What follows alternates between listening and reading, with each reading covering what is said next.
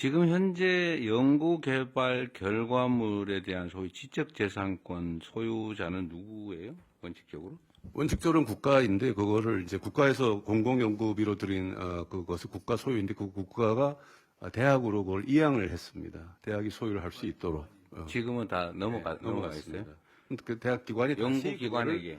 기관을 넘어갔는데 그 대학에서 다시 그 수입을 개인에게 지급하는 70%를 지급하는. 지금 그럼 대학은 그런데 다른 연구기관도 다 연구기관 주연도 마찬가지고요. 주연도 마찬가지고 저희 같은 경우는 아까 좀 대통령께서 가장 큰 인센티브가 뭔가 하고 질문 주셨는데 저도 그게 굉장히 궁금해가지고 우리 연구자들하고 얘기 네. 많이 해보면요. 실제적으로는 예를 들어서 어떤 과제에 자기가 참여하는데 3년 프로젝트로 우리가 모든 그 기획을 해가지고 평가까지 다 받았는데 정말 자기가 밤잠 안 자고 열심히 해서 뭐 한 1년 반 만에 완성이 됐다.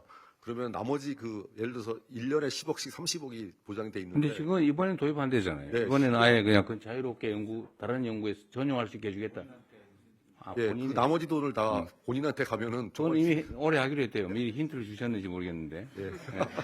근데 이제 그렇게 하면 네. 그게 의미는 있는데 정말 이제 그 큰 과제를 성공했을 때 오는 그런 빅머니는 그래서 이제 효과성을 진짜 만들려면 정말 큰 과제를 만들고 그래서 이제 뭐 좀 외람되긴 한데 그런 사업을 성공했을 때 그러니까 예를 들어 사모펀드 같은 경우에는 뭐 아시겠지만 사모펀드를 만들어서 투자를 할 때 인센티브를 처음에 디자인하거든요. 그래서 네.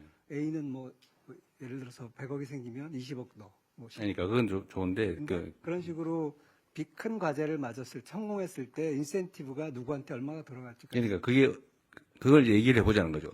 어떻게 하는 게 가장 좋을까? 그러니까 해야 된다는 건 다 공감하는 거고요. 저는 뭐 전적으로 동의합니다. 저는 좀 더 거기 관대해야 된다고 생각하거든요. 원래 가장 강력한 연구 동기는 자기 이익이죠. 물론 뭐 역사에 대한 사명감도 있고 인류에도 있긴 하지만, 예를 들면 구체적으로 말씀하신 데서 이게 좋겠다는 구체적인 안들을 한번 만들어 보면 좋겠어요. 원론적인 얘기야 뭐 우리가 다 동의하니까요. 저도 좀. 네. 일단 기술료라든가 그 소득이 발생했을 때 연구자에게는 절반 정도가 배분이 되기 때문에. 현재? 예.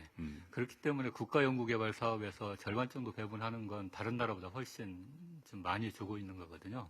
근데 이제 나머지를 어떻게 할 거냐가 사실은 저는 더 중요하다고 생각합니다. 그 소위 특허를 받았다, 그 연구를 해서. 그러면 특허를 팔았을 때 객관적 가치의 절반을 연구자가 취득하는 거고 상당히 큰데. 예, 그렇습니다. 그래서 그걸 더 늘리는 것은 큰 의미가 없다고 네, 생각하고요. 이제 나머지 절반을 어떻게 활용할 것인가가 훨씬 더 중요하고 제가 생각할 때는 그 나머지 절반이 그 연구기관이 아주 자율성을 가지고 더 큰 어떤 목표를 위해서 연구개발을 자유롭게 할 수 있는 그 자율성을 나머지 50%를 가지고. 그게 훨씬 더 중요하다고 생각을 합니다. 그리고 지금도 이미 그렇게 돼 있다는 거 아닌가, 이론적으로는? 상당 부분 그렇게 돼 있는데 이제 지적재산권이 아예 연구기관 자체에 귀속이 되니까 그걸 예, 팔아가지고 절반은 연구자한테 주고 절반은 그 연구기관 자체에 귀속되니까 그거 마음대로 쓸 수 있는 거 아니에요, 그냥 이론적으로? 이제 막상 쓰려다 보면 좀 제약이 좀 있는데 이제 어쨌든 누가 잔소리예요?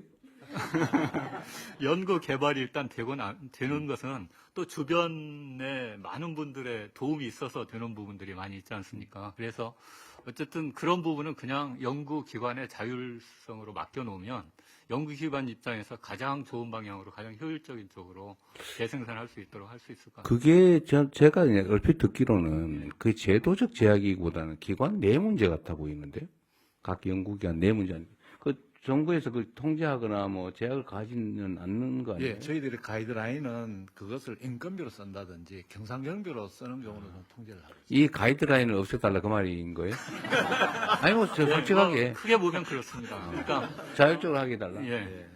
근데 정부 입장에서도 그런 편익이 생겨났으면 그걸 뭘로 쓰지 마라, 뭘로 쓰라고 굳이 그럴 필요 있습니까? 지금 저희들이 이렇게 행태를 보면은 이게 주로 이제 또 개인한테 주는데 그 돈이 또 그런 경상비나 또 이런 인건비 쪽으로 이렇게 많이 들어가다 보니까 나눠 가져가지고 소위 뭔 잔치를 해버리더라. 그런 식 속성이 있습니다, 인간이는. 그래서 그런 쪽 아니고 연구비로 쓰셔라. 연구하는 데 써라. 연구하는 데 근데 쓰는 거는 아니, 솔직히 얘기하자니까 백 교수님 그러니까 예를 들어 이거는 그런 통제 제약조차도 자율에 맡겨라. 그러니까 이제 그런 게 있습니다. 근데 그게 막 엄청난 동인이 될까요? 저는 된다고 생각하고 그래요? 어쨌든 정부라든가 대학에서 정부의 예산을 가지고 연구를 하는 것은 또 많은 그 환경이 갖춰졌기 때문에 그 연구를 할 수 있는 거고 또 그때 마침 연구 개발자 그걸 맡았기 때문에 좋은 성과를 낼 수 있는 네. 거니까 그러면 그 환경을 만들어줬던 그 주변 분들도 경우에 따라서는 인센티브를 같이 줄 수도 있어야 된다고 생각을 합니다. 네. 어쨌든 당시에는 개인 연구로 화약 개발해가지고 인류 역사에 영원히 남는 사람이 되기도 했는데 이제는 이제 그런 연구 개발을 개인이 할 수는 없고 예. 결국은 공공이든 기업이든 이런 데서 투자해서 할 텐데 어쨌든 그런 사례들이 생길 수 있게 해줘야 되는 건 맞는 것 같아요. 근데 지금 시스템에 뭐 문제가 큰 있어 문제가 보이지는 있어서 않아 그런 건 보이는데 아니에요. 예. 이렇게 하시죠. 그 의견을 좀 더 내주시는데 하여튼 이 인센티브 제도를 좀 연구를 좀 더 해가지고요. 뭐 다른 나라 사례도 있을 거고 아니면 아이디어도 있을 거고 사실은 이거는 현장에 있는 연구원들 스스로가 제일 잘 알죠. 내가 뭘 해주면 진짜 내 인생을 바쳐서 내 영혼을 바쳐서 한번 해보겠는데 라고 하는 건 한번 여러분들도 좀 연구해 주시고요. 우리 정부 측에서도 하시고 하여튼 아이디어를 다음에 한번 모아가지고 다시 한번 하든지 보고를 한번 해주시기 바랍니다.